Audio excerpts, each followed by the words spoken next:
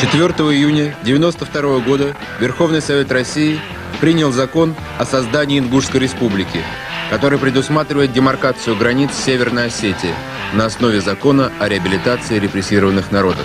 Территориальная реабилитация должна повлечь за собой возвращение ингушам пригородного района, отошедшего к Северной Осетии после их выселения в 1944 году. В 1784 году вблизи ингушского селения Заур-Юрт была возведена крепость Владикавказ, своеобразный северокавказский Вавилон, где российскими властями был припасен и кнут, и пряник для осетин, ингушей, казаков, армян, греков, евреев. С 1924 по 1933 год Владикавказ Орджоникидзе управлял Северо-Осетинской, Ингушской автономными областями и Сунжинским автономным округом. В 1933 году правобережную часть Владикавказа, в которой проживало 30 тысяч ингушей, передали Северо-Осетинской АССР. В 1944 году ингушей репрессировали. В 1957 году ингуши стали возвращаться на свои земли, но их зачастую даже не пускали в родные села, на порог собственного дома. Но люди все равно возвращались, несмотря на постановление Совета министров СССР об ограничении прописки и покупки домов в пригородном районе. Как жить, не имея своей родины, своего родного языка? Мы же такая же нация, как любая другая. Мы не имеем ни научных учреждений, ни учебных учреждений, ни своей газеты, ни телевидения, ни радио. Ингушский народ сегодня повис в воздухе, поделенный пополам между Чечней и Осетией. Почему нас разделили? Почему, в угоду сталинистам, Сталину, до сих пор это беспредел идет в отношении ингушского народа? Когда кончится беспредел? Когда кончится Вторая мировая война для ингушского народа? Когда кончится геноцид для ингушского народа, который начался еще в 1934 году? Мы против рядового осетина ничего не имеем. Пускай живут, как жили, так и мы будем жить. Здесь хватит места и для осетина, и для русского, и для армянина, и для грузина. Эта земля способна прокормить многих, если будем жить дружно. Но ведь юрисдикция должна быть ингушская для того, чтобы мы имели то, что я говорил. Культуру, науку, производство и так далее. Почему? Вот некоторые пугают, знаете, если ингушам отдать их непригодный район, будет гражданская война, будет резня. Да никакой резни не будет. Это все пугает, это блеф. Не надо приговаривать осетинскому руководству. Никакой войны не будет.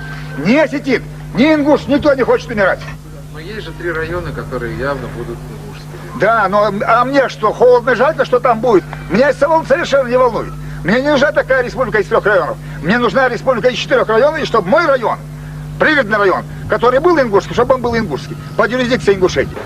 Между осетинами и ингушами немало различий. Их языки принадлежат к различным языковым группам. Они исповедуют разные религии, отличаются друг от друга и темпераментом. Ингуши – народ более горячий, категоричный, осетины спокойнее, мягче. Да и судьбы у этих народов в годы советской власти складывались не похоже. Большинство осетин, проживающих ныне на исторической территории пригородного района, выходцы из Южной Осетии.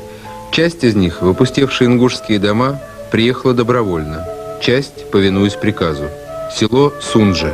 17-19 век. Ингушское село Ахки-Юрт. Затем казачья станица.